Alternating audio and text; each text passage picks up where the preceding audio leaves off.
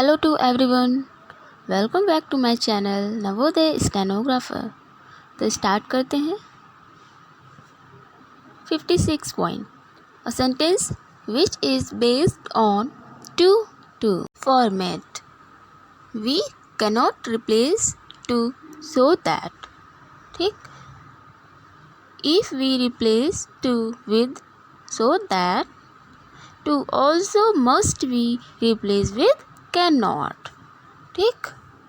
जैसे कि टू और टू फॉर्मेट सेंटेंस में को ठीक होगा तो उसे हम ये टू फॉर्मेट को सो दैट से रिप्लेस नहीं कर सकते हैं. अगर रिप्लेस किया ठीक, अगर रिप्लेस किया भी गया विद से रिप्लेस सो दैट से रिप्लेस किया गया तो क्या यूज़ करेंगे? Too also must be replace with can not.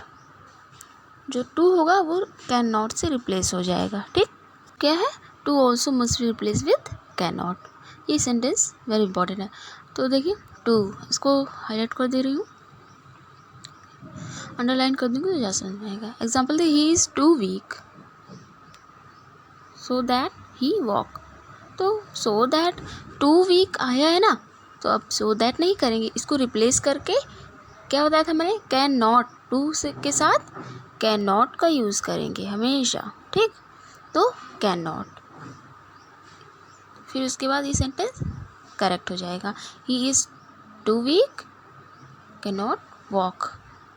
ठीक, सो दैट हटा के तब फिर ये सही होगा. अब देखिए कैन नॉट लगाकर ये सेंटेंस बिल्कुल करेक्ट रहेगा. ठीक, अब नेक्स्ट देखिए. हाँ देखिए इसको, ही, ये फर्स्ट, हाँ ये हो गया ना, he is too weak can not walk. ठीक, अब देखिए ये he is too weak to walk. अब टू और टू का फॉर्मेट जो जैसा कि मैंने ऊपर बताया था थ्योरी में, टू का फॉर्मेट होता है. तो he is too weak to walk. ठीक, ये कैन नॉट लगा था ना यहाँ पर.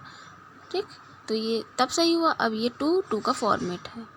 ठीक, जैसे टू के साथ सो दैट ना यूज़ करके कैन नॉट का यूज़ करते हैं, तो ऐसे टू का फॉर्मेट है. अब ये ही इज़ सो के साथ दैट का फॉर्मेट हमेशा लगता है जैसे मैंने पहले बताया था इधर. ठीक, सो दैट वाला फॉर्मेट तो उसी तरह यूज़ होगा. ठीक, he is so weak that, जैसे टू के साथ टू लगा, सो के साथ दैट लगेगा. ठीक, यहाँ पर जैसे मैंने बताया था इधर सेंटेंस में था, he is so weak that he can't walk.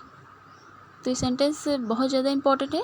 ठीक, देखिए इसको, कैन नॉट वॉक, तो ये करेक्ट हो जाएगा. अब टू का फॉर्मेट होता है सो के साथ दैट का फॉर्मेट. ये बहुत इंपॉर्टेंट है, इसे ध्यान में रखिएगा. ओके, तो नेक्स्ट देखिए अब 57 point. Much too is followed by unpleasant adjective.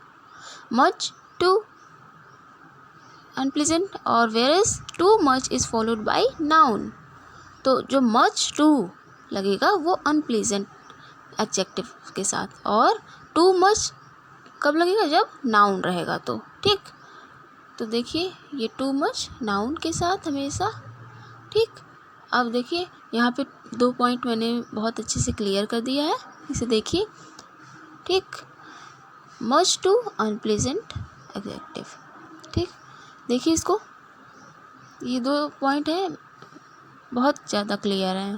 Theory में तो है ही, यहाँ अलग से भी मैंने पॉइंट को स्टार बनाकर लिख दिया है. मच टू के साथ अनप्लेजेंट एडजेक्टिव. ठीक, निगेटिव एडजेक्टिव मीन्स, इसका मीन्स ये हुआ. ठीक, मच टू का यूज़ करेंगे. और टू मच नाउन जब रहेगा तो उसके पहले टू मच का प्रयोग. ठीक, अब देखिए एग्जाम्पल में, his failure is much too painful for me. Painful is a unpleasant adjective, so we use much to. ठीक, इधर पेनफुल है. ठीक, अब देखिए his failure is much too painful for me. too much की जगह much to लगेगा क्योंकि painful is a unpleasant adjective, तो muchful यूज़ होगा. ठीक, अब देखिए नेक्स्ट, यहाँ पर देखिए पेनफुल को ब्रैकेट में लिख दिया है, अनप्लेजेंट एडजेक्टिव है इसलिए. ठीक,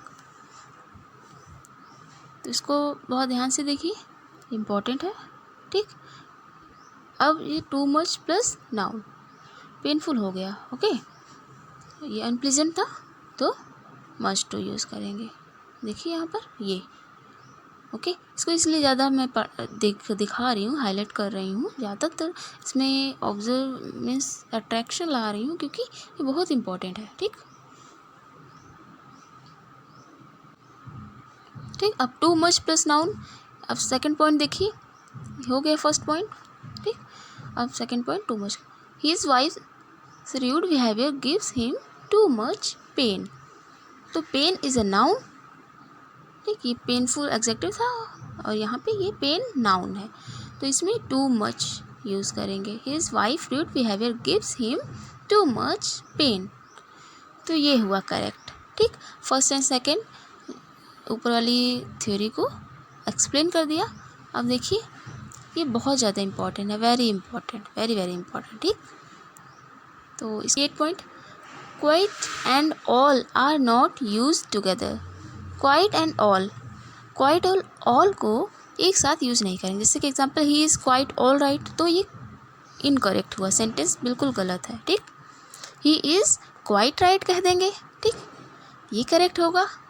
ही इज़ क्वाइट राइट, ये बिल्कुल करेक्ट। या तो फिर इस सेंस में ही इज़ ऑल राइट, ये दोनों सेंटेंस वेरीफाई कर रहे हैं, बिल्कुल करेक्ट। ठीक, अब देखिए नेक्स्ट 59 पॉइंट, इसको अच्छे से देखिए।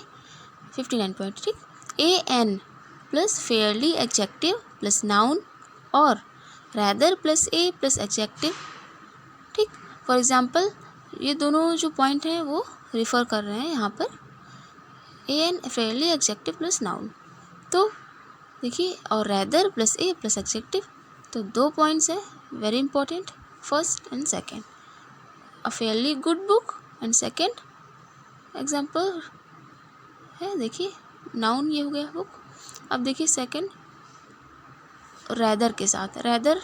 ठीक, और अ लग गया executive difficult and problem, difficult problem is executive. ठीक, तो ये दोनों जो रूल है इनको फर्स्ट सेकंड को वेरीफाई कर रहे हैं। अब देखिए बट, अब इसमें एक प्रोज भी है कि कंडीशन है, इसको देखिए। कंडीशन ये है कि देखिए इसको सही से, बट इधर कर दूँ मैं इसको। हाँ, देखिए बहुत ध्यान से देखिए, ये बहुत इम्पॉर्टेंट है।